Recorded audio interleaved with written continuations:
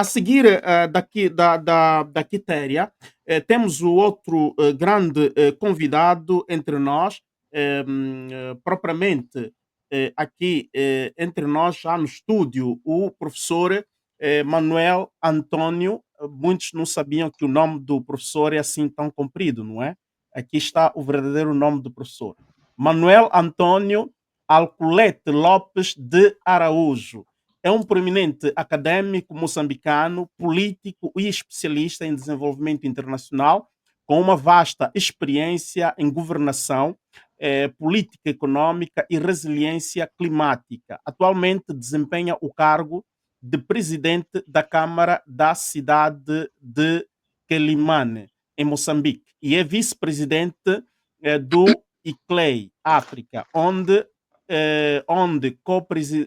preside o pelouro das cidades resilientes, defendendo o desenvolvimento urbano sustentável em todo o continente africano. Portanto, o professor tem uma biografia, um currículo muito vasto, mas nós procuramos sempre sintetizar o possível. Quem quiser saber mais do professor, basta procurar nas redes sociais, na internet, no Google principalmente, irá encontrar muito mais dados sobre o professor Manuel de Araújo, como é de facto chamado por muitos. Então, queremos dar então a palavra ao querido professor, e pela primeira vez o recebemos aqui na nossa plataforma do Bem-Aja. Seja bem-vindo, professor. Bem, muito obrigado, Álvaro. Muito obrigado, Laura. Queria, em primeiro lugar, congratular este ativismo dos indignados, portanto, que são os moçambicanos na diáspora, pelo facto de estarem a ter uma contribuição bastante significativa para este processo da consolidação da democracia em Moçambique. Em segundo lugar, portanto, através de manifestações, de interpelações, de lives, etc. Portanto, têm sido bastante inovativos e eu tenho acompanhado, tanto mais que eu vivi mais de 10 anos, digamos, portanto, na diáspora. Portanto, sinto o vibrar da nova diáspora, graças principalmente à existência das redes sociais. Em segundo lugar, queria agradecer aos painelistas. Eu sei que todos são homens muito ocupados, mas se estão aqui é porque, de facto, querem dar a sua singela contribuição para este processo bastante complexo que Moçambique está a enfrentar. Fiquei bastante feliz com as duas apresentações, portanto, a da Quitéria, que é uma jovem bastante dinâmica, está também a contribuir bastante para a consolidação da democracia, especialmente o papel da juventude e o papel das mulheres neste processo. Tem sido um exemplo, uma fonte de inspiração para muitos jovens e para muitas mulheres. E ao nosso, digamos aqui, decano sociólogo, ao professor Elísio Macamo, que nos tem inspirado bastante a partir da Basileia. Portanto, eu acho que ele, por causa do frio lá na Basileia, ele investe muito do seu tempo a compreender e a tentar explicar os desafios que Moçambique passa. Portanto, quero também agradecer e prestar aqui a minha singela homenagem pelo contributo que tem dado. Ora, eu gosto muito daquela frase que é muitas vezes citada, que alguns atribuem, e eu penso que foi mesmo o Abraham Lincoln, quando define a democracia como o poder do povo, pelo povo e para o povo. Eu acho que muitas vezes nós repetimos estas frases e, se calhar, pela nossa condição social, econômica e, quiçá, até política, não temos muito tempo para filosofarmos, não é? Como o professor Elísio tem. Ele é filósofo, digamos, é sociólogo, mas tem estado a filosofar bastante sobre os conceitos, sobre as práticas, etc. E, se calhar, muitos de nós não temos essa oportunidade, não é? De termos tempo, de termos recursos e para podermos fazer isso. Porque se quiser responder à pergunta, portanto, que aqui foi feita, se é possível haver eleições, existem eleições que não sejam democráticas, a resposta como o professor Elísio aqui deu é de facto, sim, é possível, e a de Moçambique parece ser um desses exemplos. Mas eu gosto de tentar perceber as causas primeiras, tanto, e não lidar muito com as consequências dos fenómenos. E quando eu olho para Moçambique, o primeiro ponto que eu tento analisar, depois de olhar para esta definição de Abraham Lincoln, é se, na verdade, nós temos tido tempo para refletirmos sobre isso. O que é um governo do povo? Quais são as características que um governo do povo deve ter? Segundo, quais são as características? Quando dizemos que é um governo pelo povo, será que nós concordamos com isso? Quais são as características que um governo deve ter para ser considerado como um governo pelo povo? E quando se diz um governo para o povo, o que é que isso também significa? Aliás, a nossa Constituição da República, no seu artigo 2, que fala sobre a legalidade, portanto, sobre a soberania e a legalidade, também diz, e muito claramente, sem dúvida, a soberania reside no povo. O que é que isso quer dizer? Eu, sinceramente, quero aqui fazer uma confissão. Tenho amigos, são juízes, outros são procuradores, outros são advogados. Mesmo pessoas formadas em direito não se têm dado muito tempo para interpretar e reinterpretar nas condições de Moçambique, do Estado pós-colonial moçambicano, o que é que isto significa. E tive a sorte ou o azar de ter convivido, de ter feito parte de algumas formações políticas, incluindo a própria Frelimo, o próprio MDM, Arnamo, já por 2 vezes. Quer dizer, houve uma fase em que eu me desencantei, por exemplo, com o Arnamo, saí para o MDM, mas depois, bom, infelizmente acabei chegando à conclusão de que, afinal de contas, temos 2 grandes problemas. Isto derivado da minha experiência de, digamos, 13, 14 anos de governação municipal e que passei também pelos 3 principais partidos políticos. A conclusão que eu cheguei são 2 básicas. A primeira é que temos um problema de cognição. Portanto, é um problema de ignorância. Ignorância sobre o que é a democracia, o que deve ser a democracia. E essa ignorância, penso que começa dos níveis mais altos até aos níveis, portanto, a minha avó, a minha bisavó, os meus vizinhos, têm um conceito, se calhar, não muito apurado do que deve ser ou do que é uma democracia. Mas também temos, e quero aqui confessar, tenho colegas na docência, portanto, dou aulas neste momento na Universidade Católica de Moçambique, em Climane, mas também noutras fora.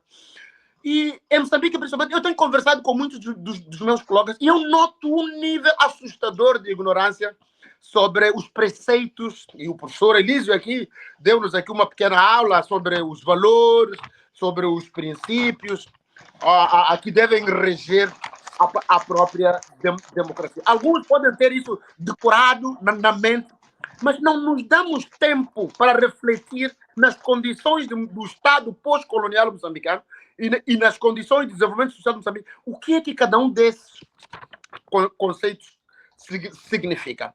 Eu quero trazer aqui um dilema que eu tenho enfrentado, que é uma questão ética. A minha pergunta é, será que a ética, existe uma ética europeia, uma ética asiática, uma ética africana? E faço essa provocação por quê? Porque às vezes eu tenho me visto em situações onde tento aplicar a ética que eu conheço, portanto, e às vezes eu encontro uma situação de descrédito por parte dos meus pares, por parte dos meus próximos, por parte dos meus familiares. Porque os meus vizinhos não concebem que possam ter um colega de bairro que seja presidente do município e eles permaneçam sem emprego. Os meus familiares, idem, não conseguem aceitar como é que eu posso ser presidente de Câmara e eles estarem desempregados quando são meus primos, são meus irmãos, são meus cunhados, etc. E os, digamos já agora, indo para outras categorias, os chuabos acham que também têm um direito, deveriam privilegiar-se do facto de terem um chuabo na governação de Climane. Os zambizianos, e portanto, eu tenho essa dificuldade de casar aquilo que eu chamaria da ética europeia, onde se diz que, bom, se tu estás, não é para tu beneficiar os teus próximos. Como é que a gente resolve esse aparente desafio entre aquilo que eu chamaria da ética europeia e a ética africana? Será que existe ética africana que é diferente ou são costumes? Temos que chamar por outro nome. Portanto, eu acho que há um campo aqui de manobra que nós devemos usar. Mas pronto, para não me dispersar, eu falava primeiro da questão da ignorância. E a segunda questão é a questão da imposição do processo, do modelo democrático. Quer dizer, não foram os moçambicanos que num belo dia sentaram-se por pés próprios e decidiram: nós queremos democracia. Se eu quiser ser mais assertivo, portanto, a Frelimo não sentou numa reunião e disse: nós queremos ser democratas. Houve um processo de violência que durou 16 anos, que se foi, digamos, transformando, e no fim, o produto que nos trouxe, ou que trouxe à mesa, como elemento de negociação, foram os preceitos democráticos. E a experiência que eu tenho é que, tanto de um lado, o lado da Frelimo, como do lado dos que trouxeram a democracia e que se auto-intitulam de pais da democracia, há muita ignorância sobre os preceitos democráticos. Quer dizer, não há estudos internos para consolidar a ideia ou o ideal democrático. Quer dizer, nós estamos dentro de uma sala, abrimos a janela e gritamos lá fora: queremos democracia, queremos democracia. Mas dentro da sala não há democratas. Ou seja, nós queremos fazer ovos sem omeletes. Então, eu acho que temos que repriorizar os nossos recursos, quer humanos, quer financeiros, para formar os ovos, para poder fazer omeletes. Temos que criar democratas. Não se faz democracia sem democratas. E essa é a situação em que nós estamos. Os principais atores dos partidos políticos em Moçambique são os partidos políticos. E os partidos políticos, por experiência própria, não são democráticos na sua atuação. Quando um secretário-geral de um partido diz: você não pode querer, nós é que temos que querer para que você queira, está claramente a dizer que não há democracia nesse partido. E eu esperava que a Procuradoria-Geral da República, porque a lei é clara, diz que os partidos devem seguir preceitos democráticos, deveria ter agido naquele momento. Olha, senhor, o que o senhor está a dizer não é democrático. O senhor deve se conformar com a democracia. Ora, quando as próprias instituições que deveriam velar pela implementação, o respeito da democracia, da lei, da norma e dos valores, dos princípios democráticos, ou não conhecem, ou por razões... Já agora que a Mana Bia já não é procuradora, espero que encontremos um fórum para ela poder também desabafar, porque deve estar a carregar muitos sapos dentro dela. Portanto, e depois temos um terceiro aspecto, que é o problema. Portanto, eu primeiro falei da ignorância, depois falei da imposição, e o terceiro é a fraqueza das instituições. Os nossos partidos giram à volta. Bom, a Frelimo é mais consolidada, mas eu consideraria a Frelimo como um partido oligopolista, no sentido de que há certas famílias, não é, que determinam aquilo que a Frelimo deve ser. Na Renamo, no tempo do presidente Dhlakama, era, digamos, uma sociedade com um único acionista. E o acionista era o Afonso Dhlakama. Ele que era a lei, ele que determinava aquilo que deveria acontecer lá dentro. O MDM, na altura do David Simão, era um partido onde, na minha ótica, ele era o sócio maioritário, com cerca de 40% a 45% do chefes, e depois tínhamos o Amurane, em Nampula, com uns 15%, tínhamos o Araújo com uns 10% ou 15%, portanto, e as decisões eram mais ou menos assim. Nós ainda não temos partidos verdadeiramente democráticos, no sentido original da palavra, que significa, portanto, kratos, portanto, o poder do povo, que segue aqueles princípios que o professor Elísio aqui nos deu, aqueles valores como que defendem a liberdade, a justiça, a igualdade, a dignidade, a integridade, o respeito humano. Outros como a honestidade, a reciprocidade, a lealdade, a solidariedade, o civismo, ou então a própria probidade, essa questão da ética. Há aí uma lei da probidade pública que eu, sempre que leio, eu rio-me. Porque aquilo deve ter sido copiado ou de Lisboa ou de um outro sítio e que praticamente não tem quase que nada a ver com aquilo que acontece no nosso dia a dia. A lei é bonita, da propriedade pública, mas ninguém implementa, desde o chefe do Estado até ao administrador lá do distrito. Mas também, claro, como o professor Elísio aqui me mencionou, os princípios básicos da democracia, como a participação, a organização social, a solidariedade, o respeito à diversidade, a igualdade, as questões da equidade, a problemática das oportunidades. Quem é que tem as oportunidades? As oportunidades são determinadas com base na minha filiação partidária, com base na minha região, com base na minha etnia. Quer dizer, nós todos os dias estamos a violar aquilo que são os princípios básicos da democracia. Ou então, como o professor também disse aqui, a questão própria da autonomia. Então, perante estes desafios, quer conceptuais, quer éticos, quer de prática de implementação, a questão que se coloca é qual é de democracia em Moçambique. Qual é a saúde da nossa democracia? Se nós queremos... Eu saúdo, falei, foi o professor Ngwenha que me ligou a convidar, portanto, para fazermos parte deste grande grupo de reflexão, para refundar Moçambique, de que o professor Elísio faz parte, o Tomás Vieira Mário e o antigo bastionário, que é uma iniciativa louvável e eu dou todo o meu apoio. Mas a questão é, se nós queremos recomeçar o Estado, por onde é que nós começamos? Começamos resolvendo o problema imediato que é das eleições ou discutimos os problemas gerais, filosóficos da democracia? Agora temos um problema quente, que é o problema da transparência. E esse, para mim, é o problema fundamental. Estas eleições não foram transparentes, não foram justas e não são, portanto, credíveis. Nada que possa sair desse processo eleitoral vai ter a legitimidade que deveria ter. A pergunta que se faz, ética, é, na falta da legitimidade, como é que o Conselho Constitucional vai redistribuir esses assentos? Com que base? Com base nos editais que encontrou, que o MDM entregou, que o Podemos entregou. Quer dizer, é uma salada russa. Quer dizer, o princípio da transparência, o princípio da legalidade, tudo aquilo que deveria dar legitimidade aos resultados foi violado em todo o processo, desde o recenseamento até agora. Ontem ou antes de ontem é que começamos a ensaiar pequenos passos rumo à transparência, com um Conselho Constitucional a abrir as suas salas para que as pessoas vejam o que está a fazer. Mas foi pedir, esse mesmo Conselho, foi pedir a matemáticos da Universidade Eduardo Mondlane, alguns até formados na Suécia, com dinheiro dos suecos, que hoje são banalizados e insultados, mas são esses mesmos matemáticos que martelam os sistemas do STAE nas províncias. E nós temos evidência. Como é que nós vamos acreditar nesses resultados? Nós conhecemos as pessoas. São nossos familiares, são nossos primos, são nossos colegas. Estudamos juntos na universidade. E o que eles fazem?